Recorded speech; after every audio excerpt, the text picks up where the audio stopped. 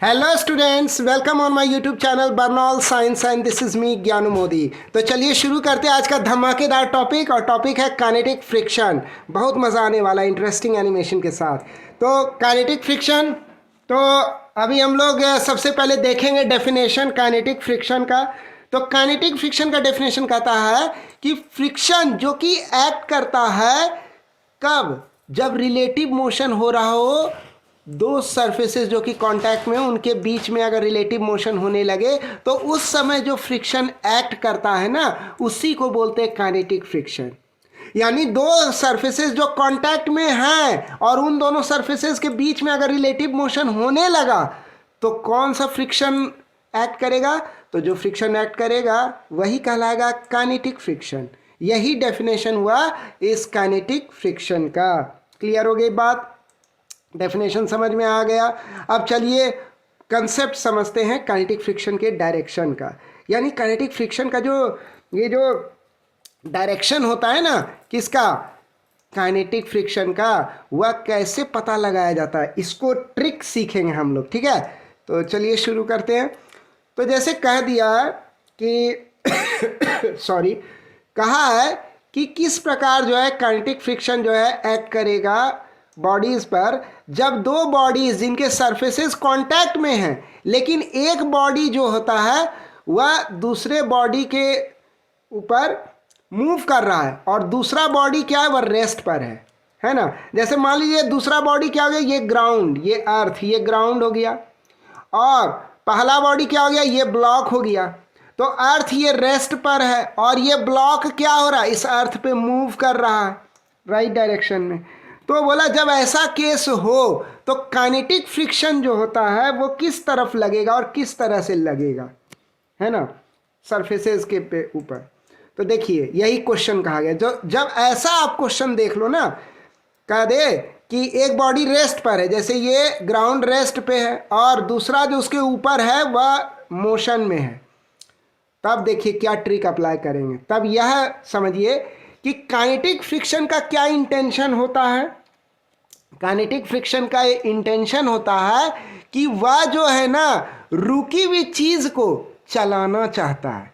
वह रुकी हुई चीज को क्या करेगा, चलाना चाहेगा। यानी ये ग्राउंड रुका हुआ है, तो अब जो ग्राउंड और इस ब्लॉक के बीच में जो ये काइनेटिक फ्रिक्शन का खेल चलेगा तो इस तरह से चलेगा कि वह काइनेटिक फ्रिक्शन क्या चाहेगा कि ये ग्राउंड रुका हुआ है, तो वह काइनेटिक फ्रिक्शन का डायरेक्शन कुछ इस तरह से होगा कि वह चाहेगा कि ये ग्राउंड भी जो है चलने लगे, ये ग्राउंड भी है चलने लगे। तो इसके लिए, और काइनेटिक फ्रिक्शन का दूसरा इंटेंशन क्या है, वह यह है कि वह चाहता है कि चलती हुई चीज को रोक दे। ध्यान दीजिएगा, बहुत ही इंपॉर्टेंट बात बता रहे हैं कि ये जो काइनेटिक फ्रिक्शन होता है ना, इसका नियत होता है कि रुकी हुई चीज को चला दे और चलती हुई चीज को जो है रोक दे। यही होता है काइनेटिक फ्रिक्शन का इंटेंशन। किस केस में? जब एक बॉडी रुका हुआ और दूसरा बॉडी चल रहा हो, उस केस में, है ना।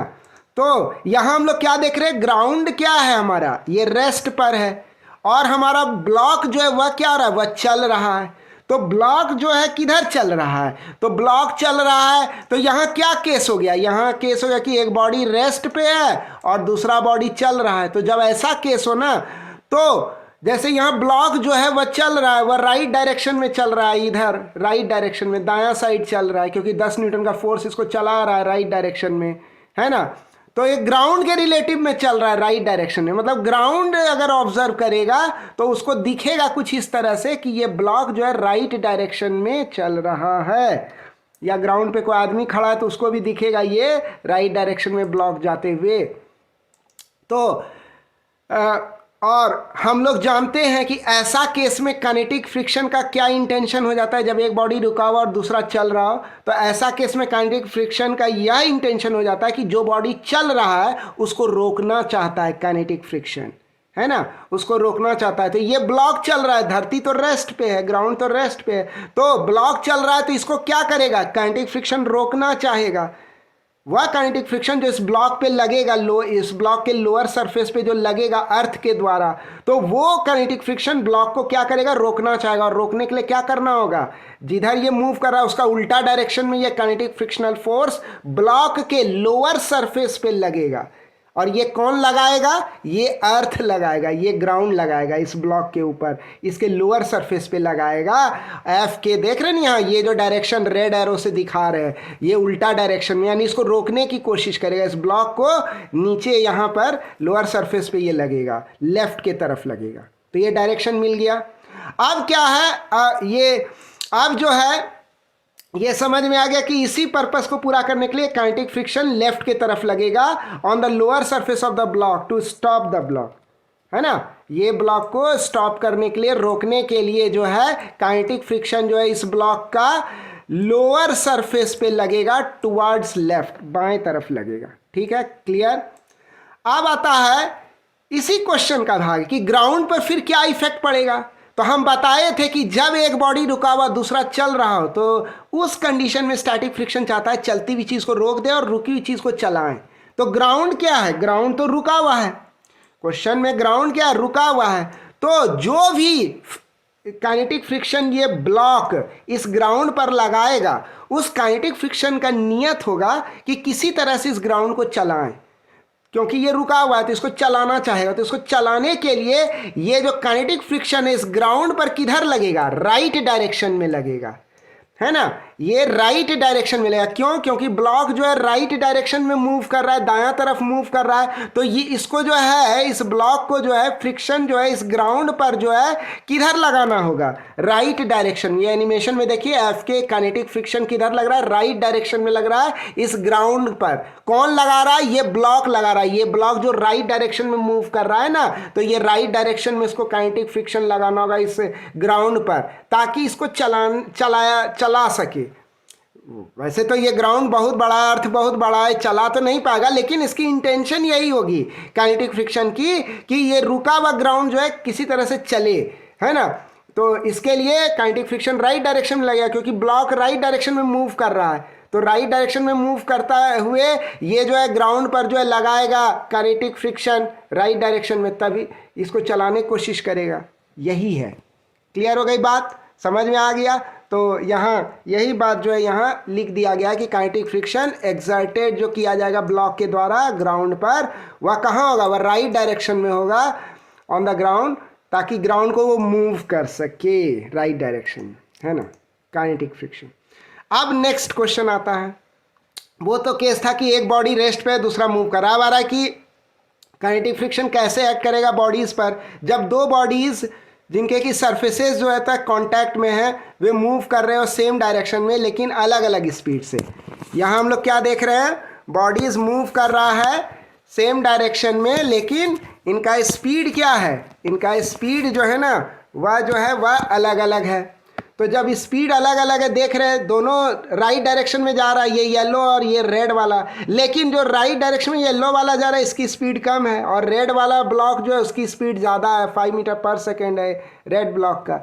तो जब ऐसा केस हो जाए तो बोल रहा है कि काइनेटिक फ्रिक्शन का डायरेक्शन कैसे तय होगा, इन दोनों रेड और येलो बॉडीज़ के बीच में जो कॉन्टैक्ट सर्फेसेज हैं उनके बीच में, वहाँ पर काइनेटिक फ्रिक्शन का खेल कैसे होगा वो समझिए।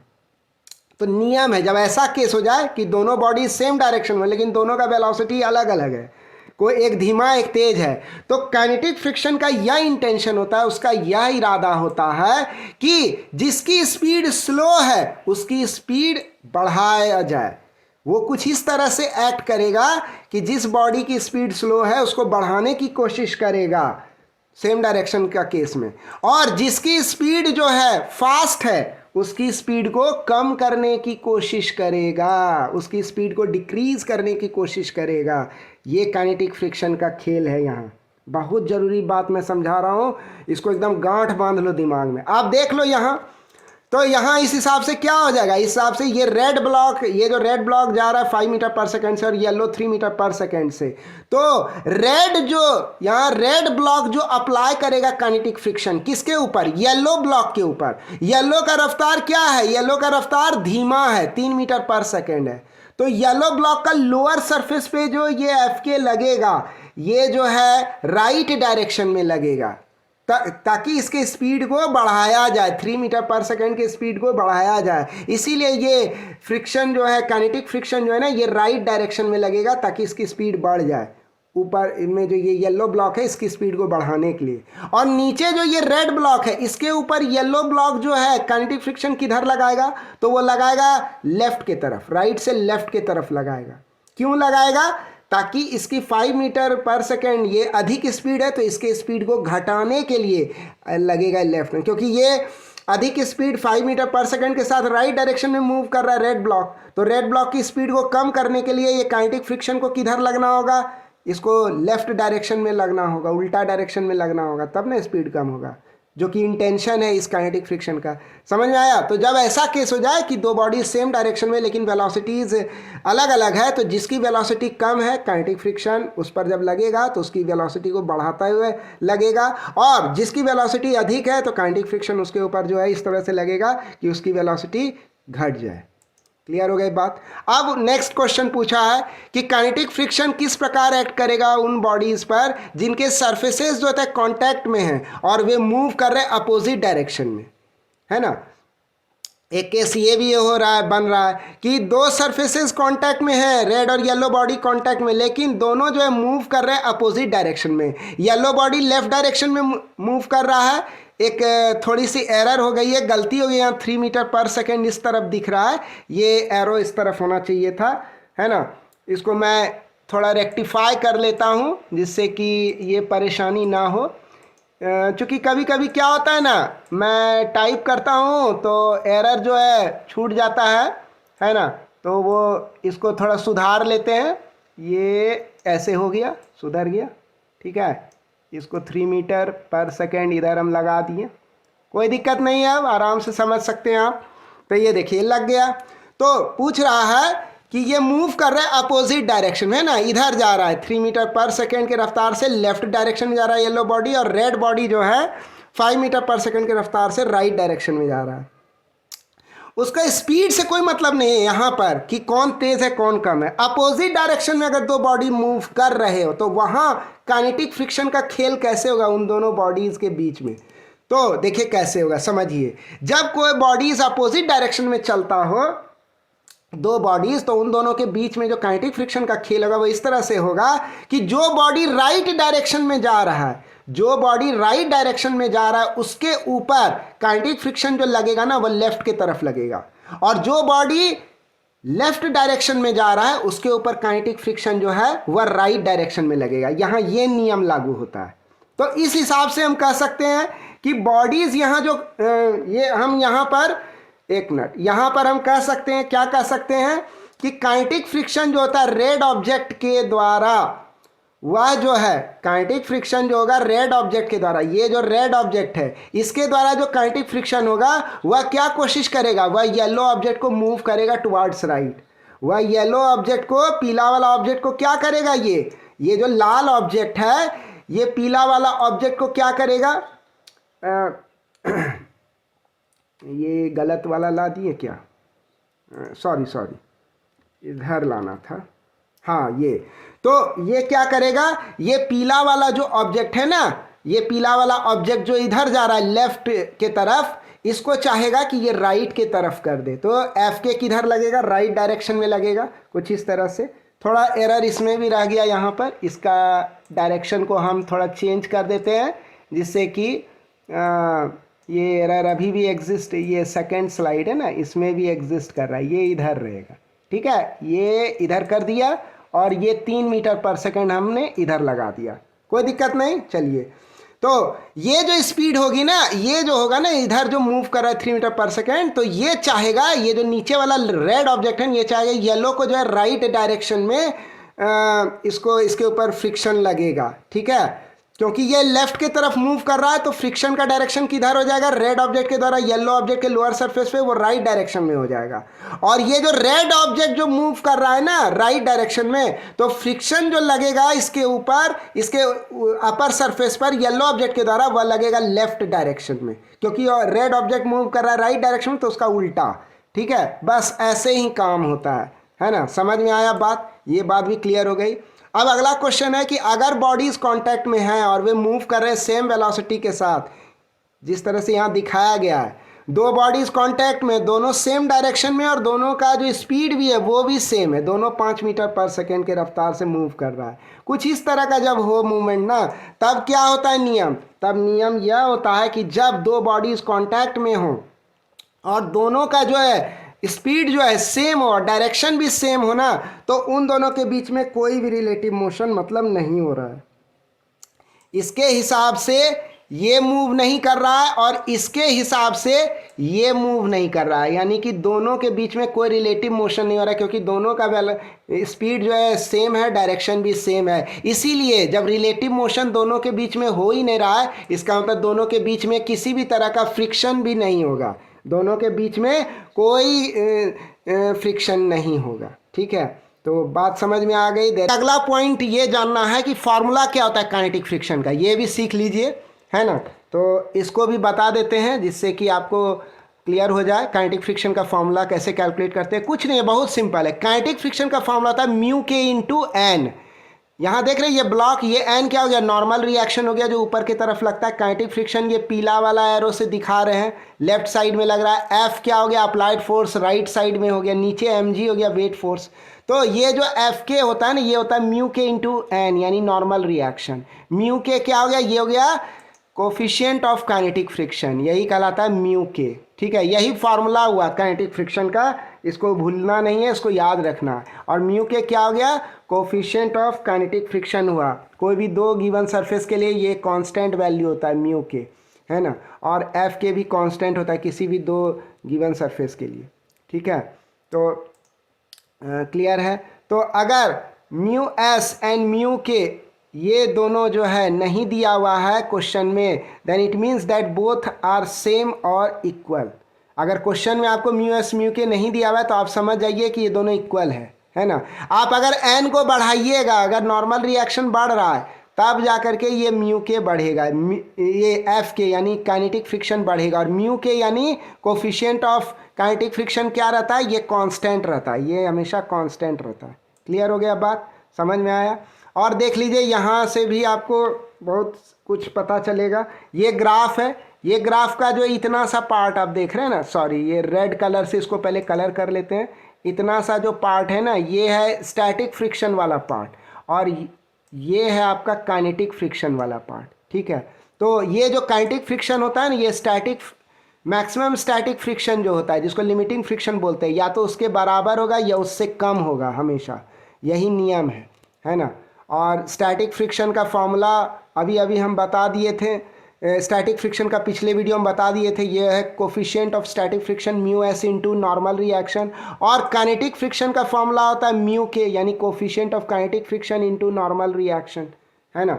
ठीक है, तो बात समझ में आ गई। ये एफ एस मैक्स यही हो गया स्टैटिक फ्रिक्शन का लिमिटिंग वैल्यू, मैक्सिमम वैल्यू, और ये हो गया आपका काइनेटिक फ्रिक्शन का वैल्यू।